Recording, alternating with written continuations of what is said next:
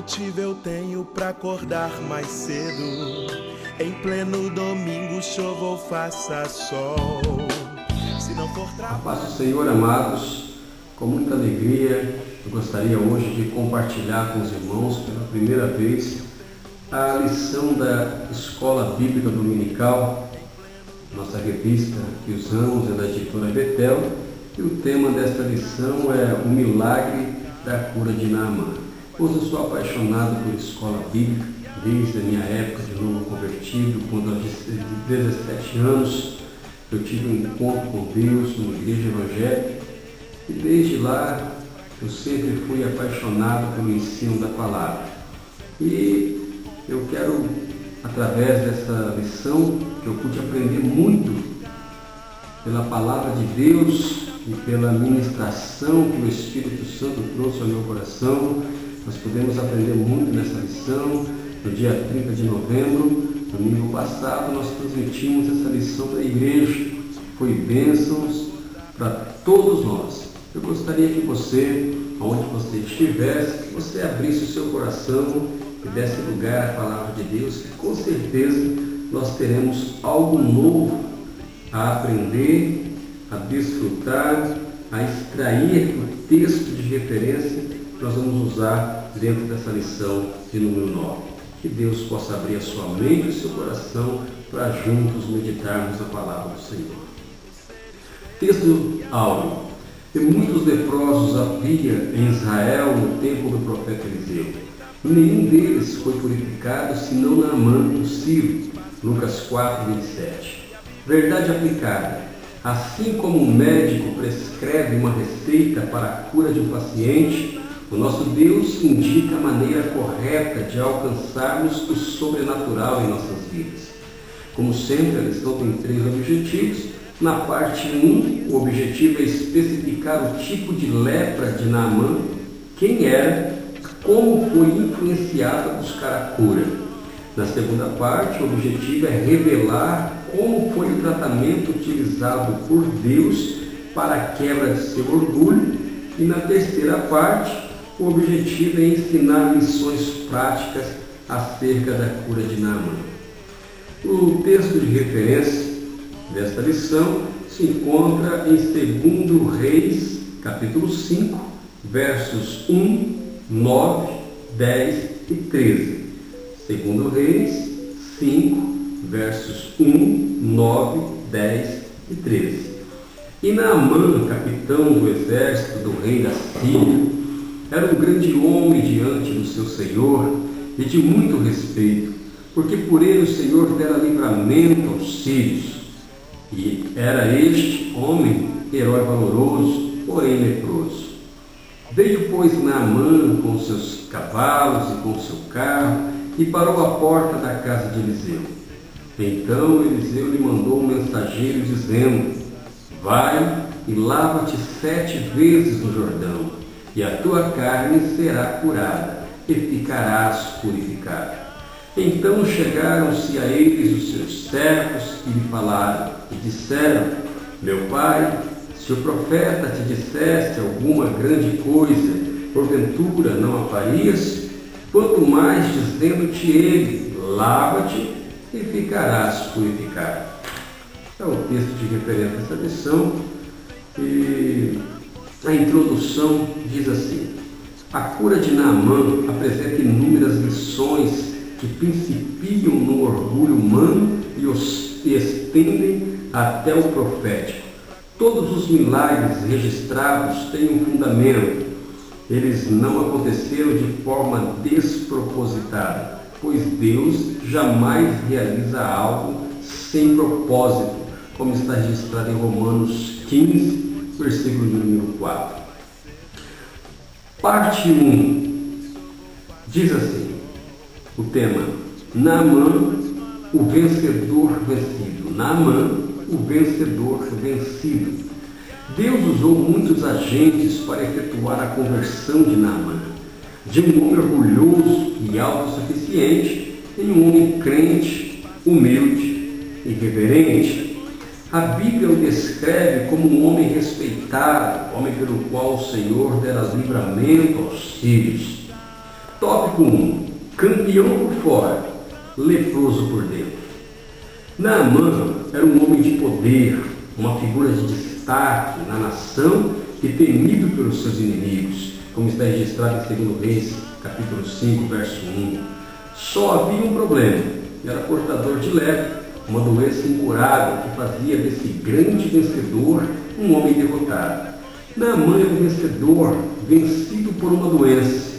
Duas coisas nos chamam a atenção com respeito a Naamã.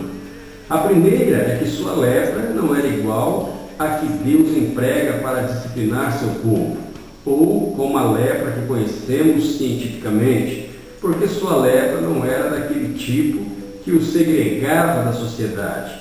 Ele vivia em família e com toda a sociedade. A segunda é que Jesus afirmou que havia muitos leprosos em Israel, mas somente Naamã não foi curado, o que nos faz acreditar que Deus tinha um propósito especial na realização desse milagre. Então, nós vamos entender primeiramente que na Bíblia nós conhecemos muitos tipos de lepra, e quem determinava o tipo de lepra que a pessoa tinha, que a pessoa havia adquirido, era o sacerdote. Ele se apresentava ao sacerdote, o sacerdote o examinava e ali ele dava a sentença de que tipo de lepra que havia cometido o corpo de tal pessoa. Nós entendemos aqui que a lepra que Naamã tinha em seu corpo não era aquela que o afastava da sociedade. Então entendamos aqui que não era o tipo de lepra contagiosa. Pelo toque, pelo uso de utensílios, ela não era contagiosa, mesmo porque ele vivia na sua casa, com a sua família, e ele continuava em suas funções.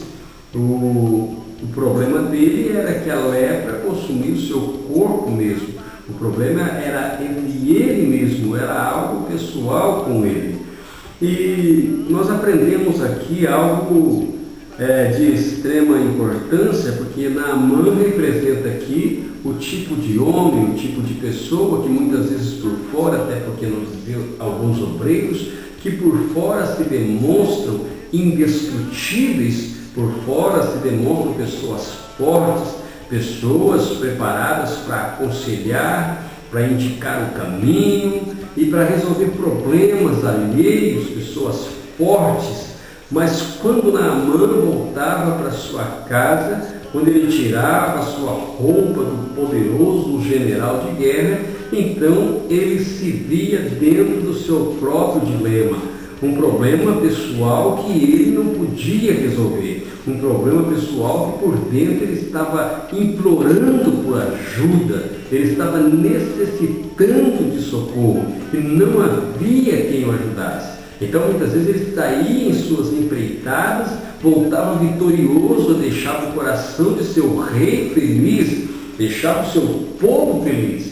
Mas ele em si, talvez quando deitasse em sua cama, ele estava extremamente decepcionado, extremamente angustiado, e quem é que sabe o que se passava na sua cabeça?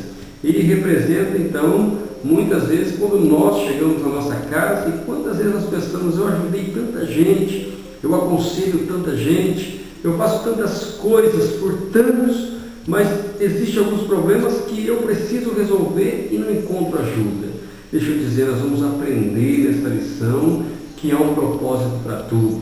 E o mesmo Deus que curou Naamã, o mesmo Deus que tinha um projeto na vida de Naamã, com certeza Ele tem na minha vida, com certeza Ele tem na sua. Ele conhece o seu problema, Ele conhece a sua necessidade e Ele sabe até onde você pode ir. Vá até onde você possa. Quando você não puder mais, quando o difícil se tornar impossível, então nesse momento o seu Deus vai começar a agir na minha e na sua vida. Amém? O tópico 2. General, mas orientado por uma menina anônima. A Bíblia nos mostra que havia em sua casa uma menina sem nome, porém muito importante em sua vida, a qual foi trazida cativa da terra de Israel por suas tropas. Vendo o seu estado e preocupando-se com seu bem-estar, a menina comunica à esposa do general que seu marido poderia ser restaurado se estivesse diante do profeta que estava em Samaria. A palavra dessa menina trouxe ânimo à sua esposa, que, com entusiasmo, lhe deu a notícia. Com as esperanças renovadas, Naamã fez saber a seu rei, o qual escreve uma carta ao rei de Israel e entrega provisões ao seu valoroso general. O que mais nos alegra nessa menina sem nome é que a lepra de Naamã não tem força sobre ela, mas sua compaixão é que influencia a vida de Naamã. Não é necessário termos nome ou fama para realizarmos algo grandioso. Vou repetir só essa parte. Não é necessário termos nome ou fama para realizarmos algo grandioso.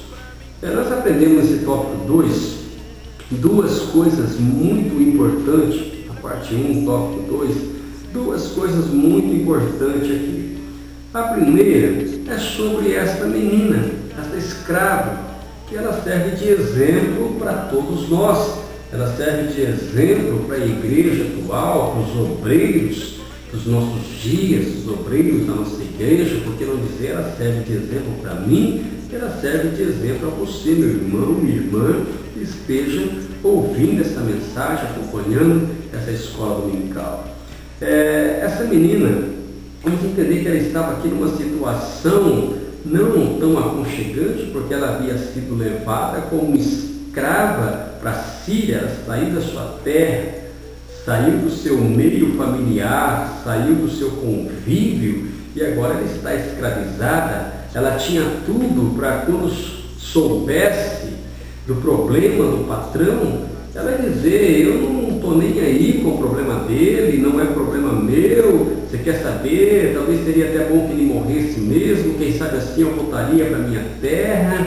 Mas ela age de forma totalmente contrária. Essa menina começa a andar agora na contramão do mundo, e o mais interessante é que a Bíblia nem sequer relata o nome dela. Ninguém aqui na terra saberá o nome dessa menina, nenhum de nós vamos saber. Quem sabe quando chegarmos na glória, nós poderemos saber o nome dela, mas aqui na terra ninguém sabe o nome dela. E isso nos surpreende, porque nós encontramos muitas vezes dentro das nossas igrejas pessoas que, se o nome não for dito, se o nome não aparecer, se a foto dela ou dele não aparecer ali no banner, ali no telão, então a pessoa fica brava, a pessoa fica estressada, a pessoa fica revoltada. Às vezes a pessoa quer fazer algo, quer fazer isso, quer fazer aquilo, mas porque quer que o seu nome seja mencionado, e ai do pastor, ai do obreiro, ai do organizador de algum evento, que se esqueceu de citar o nome dessa pessoa na hora do agradecimento. Ah, meu querido, essa pessoa fica 3 dias sem ir para a igreja, olha lá, se não ficar uma semana, fica bicudo, começa a fazer greve para Deus, diz que não vai fazer mais nada, porque ninguém reconhece, porque é todo mundo ingrato, porque dá o sangue, porque se desenvolve, porque abre mão disso, daquilo, e depois fala o nome de um, fala o nome do outro, mas o nome dele ou dela não é citado, ninguém agradece. Pessoas, Jesus ensinou que as pessoas que fazem as coisas aqui na terra para ser vista pelos homens, então já receberam o seu galardão aqui na terra. Nós devemos fazer não para ser visto pelos homens, mas para ser visto por Deus. Meu querido e minha querida, você que se desenvolve na obra do Senhor, você que gosta de ver a obra crescer, você que não consegue ver algo parado, você que não consegue esperar alguém mandar para que algo seja feito, você vai lá e faça. Não fique esperando elogios aqui não. Não fique esperando o seu nome ser comentado, a sua foto aparecer no painel, no telão. Não fique preocupado com isso não, meu querido e minha querida. Porque no céu existe um ser com 2 olhos de fogo e que não deixa que nada passe despercebido.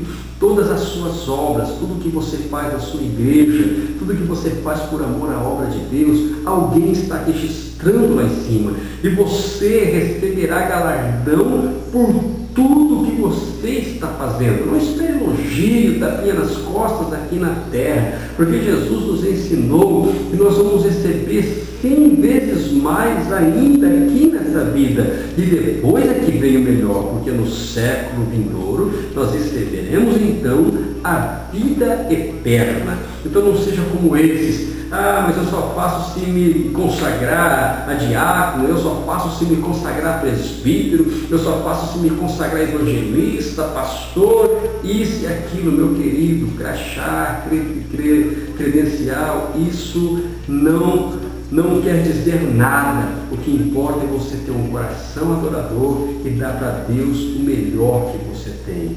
Amém? E outra coisa importante que nós aprendemos com essa menina que estava escravizada, é que a vida dela impactou uma família inteira. Eu ouvi um testemunho de um pastor renomado no nosso ministério, talvez uma das mentes mais pensantes que nós temos em nossa denominação, e ele nos contou um testemunho muito interessante de um adolescente que tinha no seu coração o desejo de mudar o mundo. Ele queria mudar o mundo a qualquer custo e passou toda a sua adolescência com o intuito, o projeto de mudar o mundo. Porém, a adolescência dele passou e ele se tornou um jovem, ele se aprofundou no assunto, ele foi buscando informações, ele foi buscando força e queria a todo custo ser o jovem que mudaria o mundo. E o tempo passou também, ele já não era mais jovem, ele chegou na fase adulta.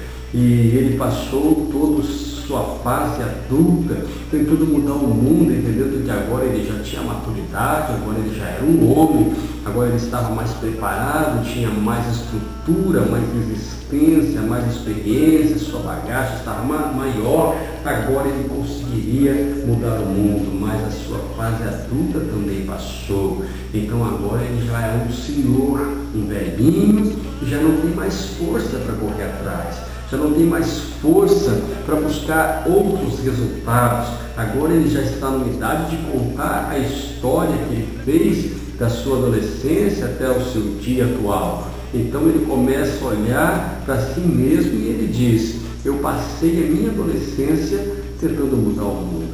Eu passei a minha juventude tentando mudar o mundo. Eu passei a minha fase adulta tentando mudar o mundo.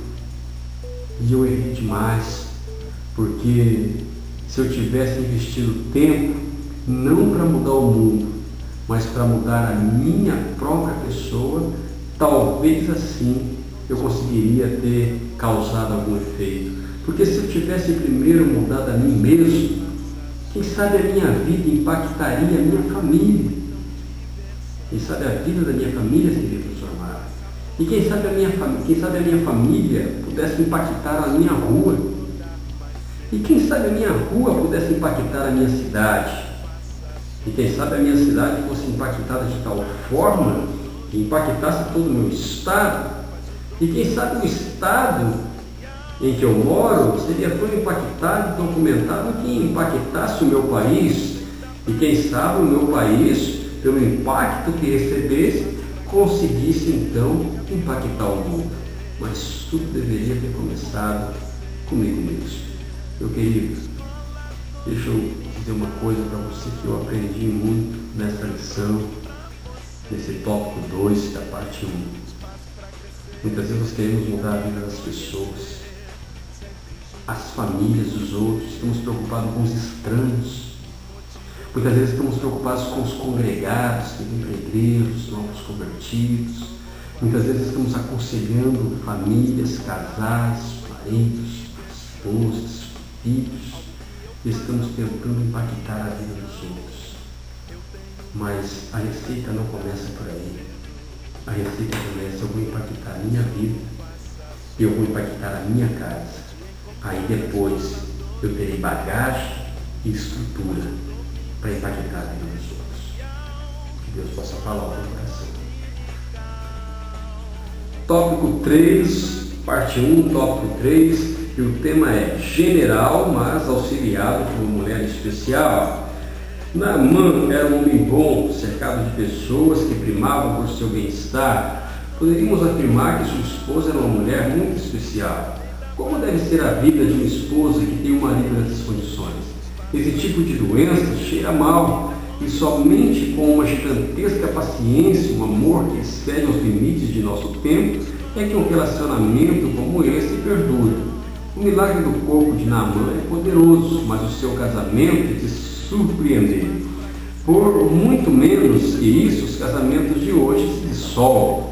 Essa mulher tem uma forte ligação para os matrimônios de nossos dias, pois por simples vaidades as pessoas abandonam tanto o juramento quanto a bênção dada por Deus.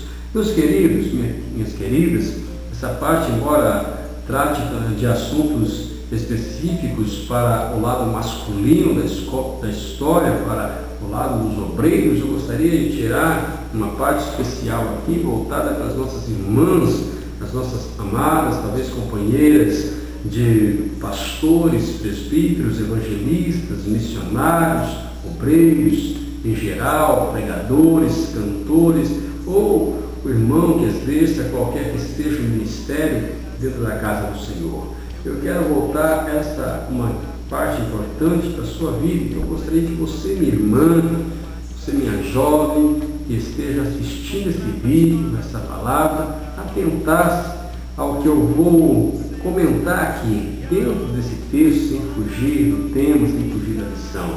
Dentro desse texto, coisas de suma importância que pode nos ajudar muito a crescer espiritualmente e também no âmbito familiar. Essa palavra pode renovar ou até mesmo restaurar o seu casamento. Irmãos, vamos entender aqui primeiro que Naamã talvez represente uma grande parte dos irmãos, dos obreiros de hoje, que muitas vezes vestem essa roupa de pastor, a roupa do pregador, a roupa do cantor, e assim vão à batalha, vão para o campo de batalha, ou seja, vão à igreja. A questão é a seguinte: o que sobrava de Naamã quando ele voltava para sua casa? Quando ele chegava em sua casa e se despia dessas vestes de general, essas vestes de soldado, essas vestes do homem respeitado, do homem valoroso, do homem de guerra, o que é que sobrava dele dentro da sua casa? O que é que sobrava? Porque por fora as pessoas olhavam e viam um homem, mas o que é que viam quando olhassem por dentro da sua roupa? Meu querido, eu quero te chamar a atenção porque essa palavra chamou muito a minha atenção. Ela primeiro me ensinou, ela primeiro me instruiu, ela falou no meu coração e me fez refletir. O que eu quero é que você pense comigo. Quando Naamã voltava para sua casa, irmãos, e lá ele estava dentro do seu quarto, no seu íntimo com sua esposa, e quando ele se despia daquela roupa, imagine o que é que sobrava dele. Simplesmente um corpo ali totalmente deformado, um corpo cheio de doença, um corpo leproso. E eu parei para pensar nisso quando muitas vezes nós também, quando estamos na igreja, nós somos às vezes considerado como homens de Deus. Quem sabe alguém olha para nós e fala: ali está um homem santo, ali está o homem que ora e Deus cura, ali está um homem que é exemplo para a igreja. Mas o que é que sobra de nós quando nós estamos na nossa casa, no nosso íntimo, que ninguém está vendo? A questão é o que somos quando ninguém está vendo. O que somos quando não tem espectadores? O que é que nós somos? Será que eu sou dentro da minha casa, quando eu tiro a roupagem do cristão pregador, do cristão pastor, do cristão obreiro? Será que sobra pelo menos o cristão pai? Será que sobra o cristão marido? Será que sobra o cristão cidadão? O que é que sobra de mim quando eu não estou no púlpito, quando eu não estou na igreja? O que é que sobra de mim quando eu estou no meu convívio pessoal, no meu convívio familiar? Será que quando eu estou na minha casa, o que sobra não é um pai violento, que humilha e espanca os filhos sem justa causa? Será que o que sobra de mim não é um marido agressivo, que ofende, maltrata a esposa, e quando está na frente do púlpito, ou sai para a rua, quer pegar na mão, quer fingir ser uma coisa que não é, quer passar uma aparente boa relação familiar, quando na verdade lá dentro de casa só a esposa sabe o que passa, só a esposa sabe o que enfrenta, às vezes com o seu corpo tudo cheio de hematomas, tudo marcado pelo marido que tem em casa, que os outros olhem para a questão de Deus, mas ela sabe que quando esse marido se despe da sua roupa cristão, obreiro, não sobra nada, não sobra o marido, não sobra o pai, não sobra o provedor do lar. Meu querido, isso é para nós pensar, que nós possamos ser dentro da nossa casa, quando tirarmos essa roupagem, quando guardarmos a nossa Bíblia, quando nós guardamos a nossa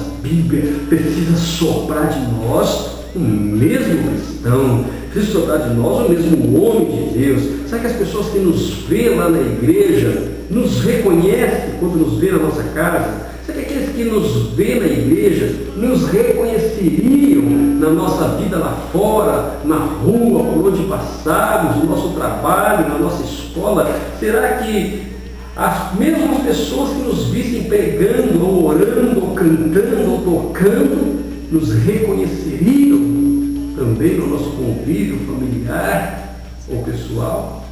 Isso é para que eu pensasse e para que você pensasse também no assunto. Eu gostaria também de tirar uma atenção aqui sobre a vida da mulher de Naamã.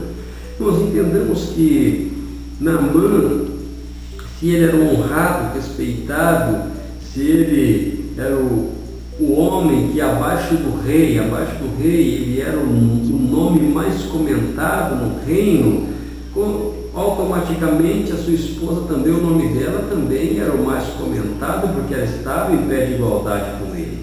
Então, aonde Naamã estava, ela estava, aonde ele fosse, ela iria também, o que ele comia, ela também comia. Então, a vida que Naamã levava, a senhora Naamã também levava. Agora, imagine que outras mulheres talvez olhassem para a senhora Naamã e dissessem: eu gostaria de estar no lugar dela, ela tem um marido abençoado, ela tem um marido valoroso, um marido honrado, uma mulher que está em destaque, eu gostaria de me vestir como ela se veste, de comer o que ela come, de estar nos lugares que ela está, de assentar na cadeira que ela se assenta. Quem sabe seriam os comentários que suas amigas ou as mulheres de sua cidade fizessem a respeito dela. Mas a questão a pergunta que surge é: o que ela sentia, o que acontecia quando eles voltavam para sua casa, quando eles fechavam a porta do seu quarto e na sua intimidade, quando ela se deitava talvez na sua cama para dormir, para descansar, para passar momentos ali com seu esposo, e seu esposo começasse a se despir, e o que ela via era um corpo leproso, um corpo que ia se deformando a cada dia. Será que se as mesmas mulheres que faziam aqueles comentários, será que agora diriam a mesma coisa? Eu gostaria de estar no lugar dela. Irmãos, vamos tentar imaginar o que essa mulher passou na sua vida afetiva com o marido nesses dias, na sua vida conjugal, vamos dizer assim, na sua vida sexual com o seu marido, quando eles estavam na sua intimidade, o que ela via era o corpo leproso, ou mesmo ele, quando ele tirava a sua roupa. Então, será que ele sentia ali algum estímulo, ou ele estava já totalmente desestimulado pela situação que enfrentava, desestimulado pela enfermidade que estava no seu corpo, pelo problema que estava vivendo? Quem é que sabe o que eles estavam enfrentando dentro da sua casa, no seu casamento? Irmãos, mas o que me chama a atenção é que essa mulher fez a diferença. Essa mulher fez a diferença, porque ela olhava para o seu marido, e o que ela via é o que a história nos diz, é o que o texto nos diz, que ela olhava para o seu marido e o que ela via era um leproso, um corpo coberto de enfermidade, um corpo coberto de lepra. Mas o que me chama a atenção nessa mulher é que ela fechou os olhos para a lepra. Ela fechou os olhos para a lepra e ela continuou acreditando na restauração do seu marido. Oh, minha querida, deixa Deus falar com você. Você que está assistindo esse vídeo não está assistindo por acaso. Deus quer entrar na sua casa, no seu matrimônio. Essa mulher, ela não desistiu do seu marido. Essa mulher, ela continua acreditando em milagre, mesmo que fosse impossível, mesmo que todos dissessem não tem jeito, mesmo que o próprio rei talvez dissesse, olha, eu não posso fazer nada, mesmo com dinheiro, o poder que eu tenho, eu não consigo restaurar o seu marido. Mas ela ainda continuou ali, acreditando que o seu marido pudesse ser restaurado. Ela continuou acreditando no seu casamento, na felicidade do seu lar. Quando hoje tantas mulheres estão desacreditadas do matrimônio, estão desacreditadas do marido, quantas mulheres hoje não estão conseguindo dar a volta por cima, não estão conseguindo crer mais em milagres, não acreditam que Deus pode restaurar a vida do seu companheiro, do seu marido, do seu esposo. Ei, você não pode desistir da sua família, você não pode desistir do seu casamento. Deus pode entrar na sua casa e transformar, restaurar esse homem que está aí dentro, restaurar esse homem que Deus colocou na sua vida. Você acha que Deus não tem poder de operar milagre? Você precisa crer em milagre como essa mulher. Mesmo que tudo dissesse ao contrário, ela continuou acreditando, ela continuou sendo aquilo que ela sempre foi. Nada mudou, ela fechou os olhos, ela acreditou que o milagre aconteceria. Ela fechou totalmente os olhos para a lepra e tentava enxergar o marido honrado, o marido valoroso, o marido respeitado. Outra coisa importante aqui é que ela não olhou para os defeitos do marido dela. Ela não olhou de forma alguma para os defeitos do marido dela. Irmãos e irmãs, deixa eu dizer uma coisa para você. Se você estiver achando que existe homem perfeito, você está muito enganado. Se alguém te disse que existe, mentiu para você. Não existe. Sabe por que não existe? A prova de que não existe é porque você também não é perfeita. Você, meu irmão, não é perfeito. Mas essa mulher, ela resolveu, ela tomou uma decisão. Eu não vou olhar para os defeitos do meu marido. Eu vou fechar os olhos. Eu vou tentar não enxergar os defeitos dele. E hoje, quantas desculpas que nós vemos hoje. A revista nos disse aqui, no tópico 3, que essa mulher tem uma forte lição para os matrimônios de nossos dias, pois por simples vaidade as pessoas abandonam tanto o juramento quanto a bênção dada por Deus. Irmãos, quantas pessoas hoje, por motivos muito menores, quantas mulheres hoje, por motivos muito menores do que esse, já desistiram? Algumas talvez vou usar aqui até motivos fúteis, banais. Às vezes mulheres, o meu marido quando eu casei ele era cabeludo, agora ele está careca. O meu marido quando eu casei ele tinha um corpo esbelto, ele era sarado, agora ele está barrigudo, agora ele está relaxado. Outras dizendo, meu marido está desempregado, não quer saber de mais nada, eu que estou provendo a casa, e quando eu casei para que eu tivesse um provedor dentro de casa, para que meu marido assumisse o papel de homem, mas agora ele está desempregado, não consegue mais sustentar a família. Outras mulheres dizendo, olha, meu marido está frio sexualmente. Muitas vezes talvez o marido esteja até nessa situação por falta de estímulo não da parte da esposa, mas da sua própria vida profissional, da sua própria vida ministerial. Quem sabe o marido esteja passando por um problema difícil, quem sabe por uma situação constrangedora, quem sabe o seu marido esteja passando por alguma enfermidade, não esteja com o resultado afetivo que talvez você gostaria de ter, porque a vida sexual, a vida conjugal, o homem da mulher não está no corpo, mas sim está na mente. Então nós entendemos que se a mente estiver saudável, o corpo estará saudável, porém se a mente estiver perturbada, o corpo também vai sofrer os efeitos. Mas algumas mulheres estão usando esses tipos de desculpas e estão dizendo que não vale a pena mais ficar com o marido, não vale a pena mais estar junto, e estão olhando simplesmente ou unicamente para os defeitos de seu marido. Irmãos, ela continuou sendo a mesma mulher. Essa mulher continuou sendo a mesma mulher. A mulher carinhosa, a mulher cuidadosa, a mulher que cuidava das roupas dele, a mulher que fazia a comida que ele gostava, a mulher que arrumava a casa para ele. Ela não mudou pelo defeito que ele tinha, pelo problema que ela estava enfrentando. Pelo contrário, ela insistiu e fechou os olhos para toda aquela dificuldade.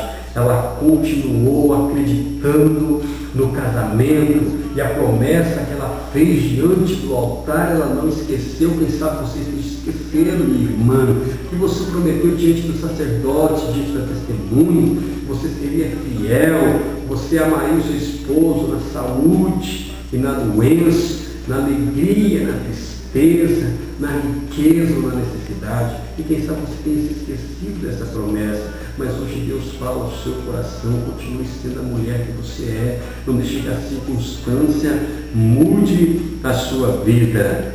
Essa mulher, ela continuou sendo a mesma pessoa. Deixa eu dar um conselho para você, minha irmã e jovem, que talvez estejam aí se preparando para um casamento, para uma vida a dois, um relacionamento realmente abençoado por Deus. Deixa eu dizer uma coisa: existe a fase do namoro, e a fase do namoro é a fase em que o jovem precisa abrir o olho, a moça precisa abrir o olho. Por quê? Ela precisa saber com quem é que ela está planejando passar o resto da sua vida.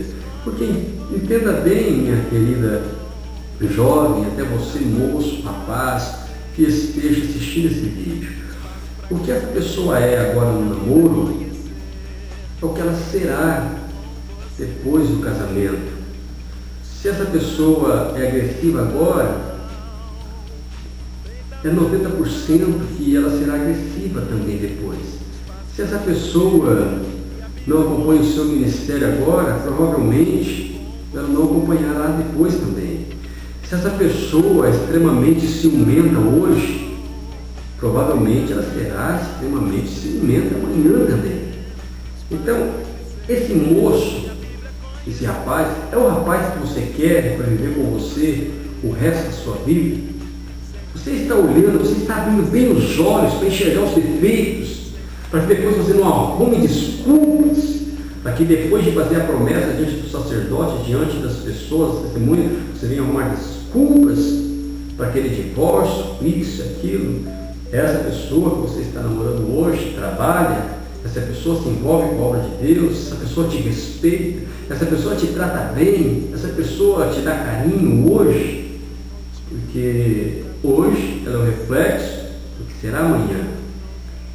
E depois que se casa, então no namoro nós abrimos o olho, mas depois que se casa, aí é hora de fechar os olhos. Aí é hora de parar de olhar para o defeito, para a dificuldade, porque a mulher ficou gorda, porque o marido ficou careca, porque agora o marido está barrigudo, porque agora é isso, porque agora é aquilo. Agora você fecha o olho, meu querido. Agora você fecha o olho, minha querida. Você abre o olho no namoro. Quando foi namorar, você fez o contrário. Você fechou o olho no namoro, achando que era o príncipe cantado. E agora no casamento você vai querer abrir, você está mudando os papéis. Então abre o olho no namoro e fecha o olho no casamento. Mas se você por acaso abrir o olho no casamento agora e viu algum defeito, coloque a sua vida no altar do Senhor, e o Senhor, assim como fez com esse homem, também pode restaurar o seu casamento. Amém? Nós vamos ler na parte 2 o tópico 1 e o tópico 2 e depois a gente comenta já os dois tópicos, amém? Naamã e o profeta Eliseu. O último agente usado por Deus para a cura de Naamã foi o profeta Eliseu, que tanto ignorou sua presença quanto seus presentes. Eliseu resolveu o problema com uma receita: 7 mergulhos para quebrar o orgulho. Tópico 1. A comitiva e a decepção. Naamã era um homem orgulhoso, como mostram essas observações. Primeira observação: ele veio à casa de Eliseu esperando ser recebido com toda a pompa compatível com sua posição. Segunda observação: até comigo. É uma posição enfática, significando a uma pessoa como eu. Terceira observação: certamente, ou seja, eu estava certo de que ele sairia. Uma tradução do infinitivo absoluto hebraico, sairia, também enfatiza o fato de que Naamã considerava dever de Eliseu ir até ele, por lhe ser socialmente inferior. E a quarta observação é sua recusa em executar um plano diferente do que ele idealizara. A maior decepção de Naamã foi receber apenas a receita para a cura, pois o profeta sequer o recebeu. Eliseu deixou Naamã em maus lençóis, pois ou se submetia ao tratamento ou retornava do mesmo jeito. Eliseu deixou claro também que seu ministério não poderia ser comprado, fator muito comum nos ministérios de nossos dias. Tópico 2. Tratamento de choque no orgulho. Não são porventura Abana e Parpar, rios de Damasco, melhores do que todas as águas de Israel? Não me poderia eu lavar neles e ficar purificado? E voltou-se e se foi com indignação. Ao dirigir-se ao profeta Eliseu, Naamã trouxe ouro e prata, símbolos de sua riqueza pessoal, 10 mudas de vestes festivais caríssimas, símbolos de seu fino gosto, uma carta de recomendação do rei da Síria, símbolo do seu prestígio. Naamã pensava que Eliseu se comoveria com sua apresentação. Porém, o que mais chamou a atenção do profeta foi o seu orgulho e sua altivez. O orgulho de Naamã ofuscou sua doença, e o Jordão, embora fosse uma afronta, era o lugar de seu milagre. Toda humilhação divina culmina em grande exaltação. Toda humilhação divina culmina ou resulta em grande exaltação. Eu gostaria de ler com os irmãos Provérbios 18, versículo 12, que diz assim: antes da ruína, gaba-se o coração do homem, e diante da honra vai a humildade. Irmãos, comentando aqui esses dois tópicos, já na parte 2, o tópico 1 e o 2, para ganharmos tempo, comentando já, nós podemos perceber aqui que nos nossos dias hoje existem muitos Naamãs. Existem muitos Naamãs nos nossos dias. Por exemplo, eu vou te dizer por que existem muitos Naamãs no nosso dia. No tópico 1, a comitiva e a decepção. No tópico 2, tratamento de choque no orgulho. Quando o Naamã declarou assim: eu pensei que ele certamente viria a mim. O que Naamã está representando aqui, irmãos? Existem pessoas hoje, nos nossos dias, que pensam que Deus é o gênio da lâmpada. Eu não sei se você já assistiu ou conhece um desenho animado que se chama Aladim, sua lâmpada mágica. Provavelmente você conhece ou tem ouvido falar. É aquele sujeitinho que esfrega a lâmpada e sai um gênio e fala: eis aqui teu servo, o que você deseja, eu vou conceder o desejo do seu coração. Mais ou menos, tem gente que acha que Deus é esse gênio, que ele está com uma lâmpadazinha mágica, que a hora que ele dá uma esfregadinha na lâmpada, Deus aparece e fala: eis-me aqui, teu servo, para fazer a tua vontade. É como se Deus dissesse: seja feita a tua vontade aí na terra, porque a minha aqui no céu não vale mais nada. São pessoas que acham que Deus é um menino, que Deus é um gênio, que está pronto, que está esperando nós ordenarmos qual é a nossa vontade hoje, meu querido. Jesus ensinou uma oração e ele disse assim na oração: seja feita a tua vontade. Não preciso completar o resto, porque você conhece já de cor e salteado, mas tem pessoas que acham que Deus é esse gênio pronto para aceitar e realizar os seus desejos, independente da situação, mas que, além de tudo, eles não querem vir a Deus. O Naamã achou que o Eliseu sairia para fora e viria ali e simplesmente o atenderia com toda aquela pompa. Ele chegou a declarar: eu pensei que ele certamente viria a mim. É mais ou menos assim: quem que esse sujeito pensa que ele é? Eu sou Naamã, eu sou o general do rei da Síria, eu sou o cara, eu sou isso, eu sou aquilo. Quem esse profeta está pensando que é? Porque nem saiu para fora para me receber. Mas era mais ou menos que Eliseu dissesse assim: ó, fala para ele que a receita é essa. Se ele quiser ser curado, bem. Se ele não quiser, que ele volte com a lepra dele e assim ele fique. Porque Deus já tinha falado no coração do profeta, Deus já tinha falado com Eliseu que antes de curar a lepra de Naamã, o que Deus queria era curar o seu caráter. Irmãos, e eu fico até preocupado com isso. Uma outra declaração que Naamã fez é a seguinte: eu pensei que ele se colocaria em pé e invocaria o nome de Jeová, seu Deus. Isso eu pensei que ele se colocaria em pé e invocaria o nome de Jeová, seu Deus. Irmãos, existem algumas pessoas que estão ligando erroneamente sinais, movimentos com o poder de Deus. Acham que o poder de Deus está no movimento, está em operações e realizações de sinais, de prodígios, e nós entendemos pela palavra de Deus que isso não tem nada a ver com o poder de Deus, embora às vezes o poder de Deus se manifeste em sinais, mas o movimento, o sinal não representa que aquilo seja o poder de Deus em si. O problema é que Naamã veio de um desses lugares onde ele era acostumado com sinais, ele era acostumado com o movimento, e o que Eliseu apresenta a ele agora é um Deus diferente do que ele pensava.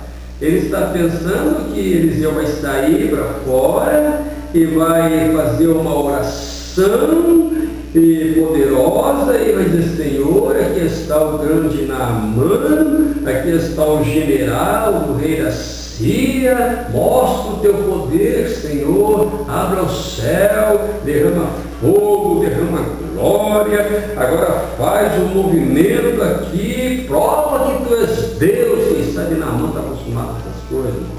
Esse tipo de movimento. Eliseu apresenta a ele um Deus diferente, o Deus de Elias. Elias está dentro da caverna. Vamos entender uma coisa aqui. Elias está dentro da caverna e de repente ele precisa ouvir Deus, ele precisa ter um encontro com Deus. E a Bíblia diz que alguns fenômenos começam a acontecer. Não precisamos citar todos, estamos falando aqui de movimento, de barulho, de sinais e poder de Deus, e presença de Deus. Estamos tentando ligar movimentos, barulho, movimento, à presença de Deus. E Elias estava precisando, não é fugindo do assunto, só para complementar aqui, o tipo de pessoa que o Naamã era.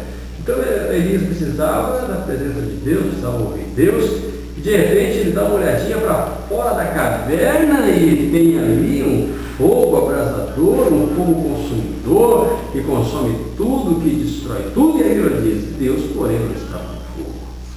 Tem um outro sinal que me chama a atenção, diz que houve uma grande ventania, mas vamos imaginar assim, que numa cidade como a minha do interior, irmãos, Se passasse uma ventania daquela, a maioria das casas ficaria sem telhado, porque a Bíblia diz que era um vento que arrancava pedaço das penhas, que arrancava pedaço das rochas. Imagina o poder desse vento que passava ali fora daquela caverna. E a Bíblia diz, porém Deus estava no vento. De repente Elias está precisando falar com Deus. Deus não está no fogo e Deus não está no vento, no barulho, no movimento. Mas de repente ele ouve uma voz, um sussurro, diz a Bíblia, que fala no seu ouvido. E Deus estava naquele sussurro. Irmãos, nem tudo que brilha é ouro. Não pensa que muito barulho, movimento, isso, aquilo, sinais, isso representa o poder de Deus, irmãos. Nem sempre precisamos ter discernimento para conseguir relacionar o poder de Deus com o poder de Deus. E não vamos ser como Naamã, relacionar movimento, barulho com o poder de Deus. Pode haver? Pode. Deus opera sinais? Opera. Deus opera maravilha? Opera, irmãos. Mas não podemos ligar isso ao poder de Deus. Acho que toda vez que Deus quisesse apresentar ou fazer um milagre, tem que ter movimento, tem que ter barulho, tem que ter sinais. Acho que Deus é obrigado a fazer um sinal para mim, para você, para provar que Ele é Deus. Outra coisa que nós aprendemos de Naamã foi na terceira declaração dele. Ele disse assim: pensei que ele passaria a mão sobre o meu corpo e me curaria. Eu pensei que ele passaria a mão sobre o meu corpo e me curaria. Esse sujeito se sentia tão importante, que ele estava interessado só no milagre. Só no milagre. Mas é interessante, eu notei aqui, mas o Deus verdadeiro tem interesse em curar o corpo, mas primeiro ele quer curar a alma, ele quer mudar o caráter. Então ele sentia assim, para esse profeta, vai ser um privilégio ele colocar a mão em mim, ele vai chegar aqui fora, ele vai colocar a mão na minha enfermidade, no meu corpo, ele vai clamar ao Deus dele, ele vai dizer para Deus, olha, aqui está um grande homem, para mim é uma alegria muito grande receber esse homem aqui, e coisa e tal. Mas o que Deus tinha interesse antes de curar aquele corpo, Deus tinha muito interesse em curar o corpo dele. Deixa eu dizer uma coisa para você, meu irmão, minha irmã, não vamos tirar o que Deus faz ou a obra de Deus, porque a obra de Deus é completa. Deus se preocupa com o seu problema. Deus é um Deus que tem extremo interesse em te ajudar. Ou você acha que Deus quer te ver mendigando pão? Ou você acha que Deus quer te ver você vivendo na pior, ver os seus filhos andando descalço, você passando fome, só para mostrar que você é humilde? Não, meu querido. Deus tem extremo interesse que você viva bem. Jesus declarou que se nós formos até Ele, nós teremos vida e a teremos em abundância. Mas o trabalhar de Deus não é como o trabalhar do homem. Deus não vê como vê o homem. Antes de Deus curar o corpo, Deus quer curar a alma. Antes de Deus abençoar a minha vida financeira, Ele quer abençoar a minha vida espiritual. Antes de Deus me encher de riqueza, Ele quer me encher de unção. Antes de Ele espalhar meu nome pela terra, Ele quer escrever meu nome no livro da vida. Então primeiro Deus tem interesse pela minha alma, e Ele fará o que for necessário para que eu seja redimido. Ele fará o que for necessário para que a minha alma esteja lavada, para que o meu caráter esteja transformado.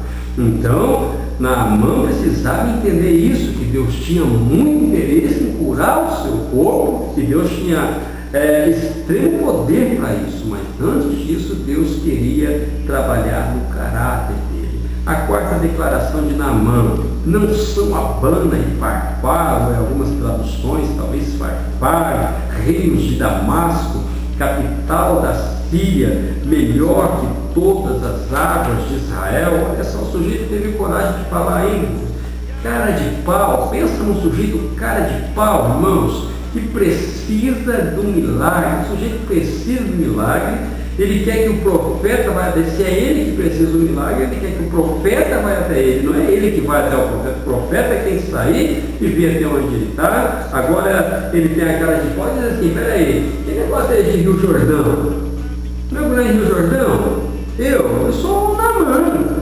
Eu sou o general do rei, eu sou o cara. Como é que eu vou mergulhar em Rio Jordão?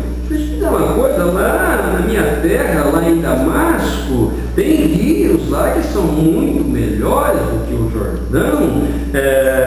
Eu não poderia mergulhar, por exemplo, em Farpar, que é um lindo rio, e ali eu for curado, eu ser curado da minha enfermidade, do meu problema, da minha doença. Olha que ele disse, não são Abana e Farpar, rios de Damasco, melhores do que todas as águas de Israel? Meu irmão, o sujeito para mim é um cara de pau. O Naamã é um cara de pau. Olha aqui, irmãos, tem pessoas que são como Naamã. Naamã é simplesmente mais um desses homens enganados pela teologia da prosperidade. A medíocre, deixa eu repetir, Naamã era mais uma dessas pessoas enganadas, você entendeu? Enganadas pela medíocre teologia da prosperidade. Eu falei pausadamente, eu quero que todos entendam, irmãos. Medíocre teologia da prosperidade. Por que Naamã era mais um desses enganados pela medíocre teologia da prosperidade? Irmãos, que tipo de gente é esse? Que tipo de cristão é esse que estão interessados, estão afundados nessa mediocridade? Não são pessoas que querem milagres rápidos. Ele disse assim, não são porventura Abana e Farpar. Farpar significa rápido. Então está dizendo assim, não são porventura esses dias melhores que todas as águas de Israel? Tem pessoas, irmãos, que acham que Deus está aqui, ó, eu quero agora, mas tem que ser agora. Deus, eu preciso de um milagre, mas tem que ser agora. Eu quero um carro, mas tem que ser agora. Eu quero isso, mas tem que ser do meu jeito, tem que ser agora. Faz birrinha para Deus, coloca o dedo na cara de Deus, coloca Deus na parede. Eu tenho que determinar o que determinar vai acontecer. Para com isso, meu querido, para com isso. Você não manda em Deus. Quem é Deus? Você ou seu Deus? É você que manda, é o seu Deus que faz.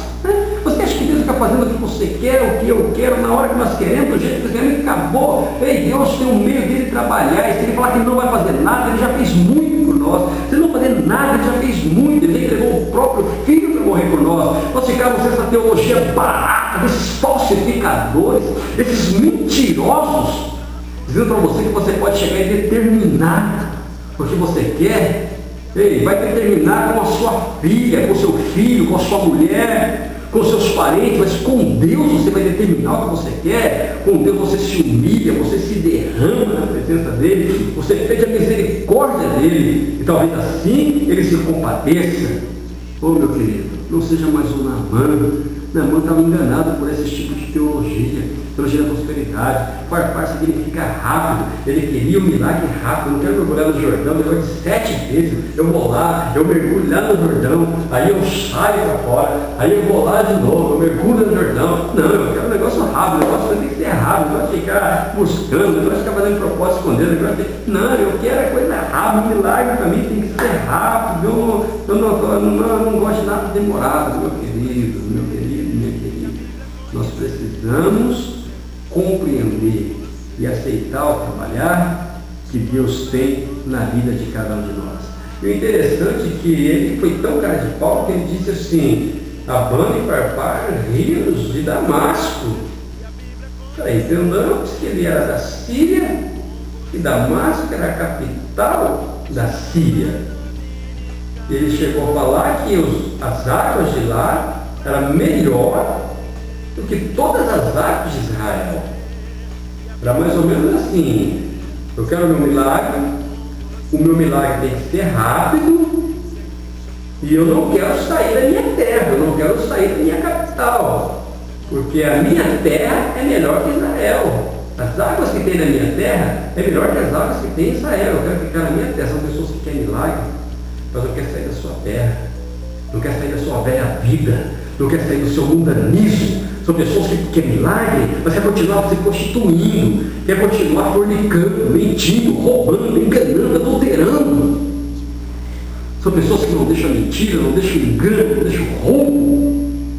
E acha que Deus é obrigado a ficar fazendo milagre para ele. Não quer sair dos rios de Damasco, achando que a vida lá é melhor do que a vida com Deus. Não, as árvores de Damasco são melhor que as árvores de Israel. A minha vida aqui está boa demais. Ele negócio de ter que vir para Israel, mergulhar na água de Israel. Não, ele vai ter que mergulhar assim, se você quer cura, se você quer milagre, se você quer restauração, se você quer solução de vida, você vai ter que sair dessa vidinha medíocre sua, desse pedestal que você criou aí. Nesse mundinho fechado seu, você vai ter que aceitar Deus de verdade. Você vai ter que se converter, você vai ter que mudar de vida. Deus tem interesse em abençoar a sua vida, meu querido. Deus tem interesse em mudar a sua história, minha querida. Mas Deus tem interesse em mudar primeiro o seu caráter, a sua vida. Saia dessa teologia da prosperidade. Pode determinar quanto você quiser. Pode determinar quanto você quiser.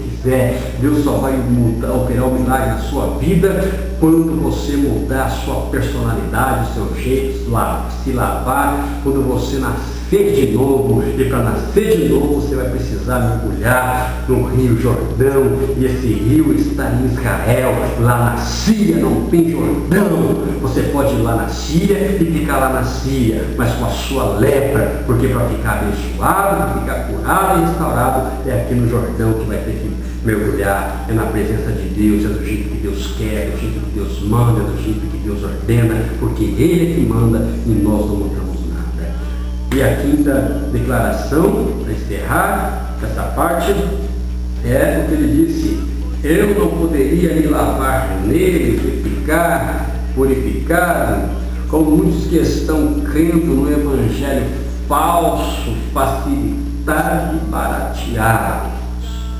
Falso, evangelho falso, falsificado, facilitado, barateado, um evangelho que não exige sacrifício. Evangelho que não. Eu não posso mergulhar nesses rios lá em Damasco e ficar curado. Mais ou menos assim: Eliseu, vamos cortar a parte de mergulhar 7 vezes.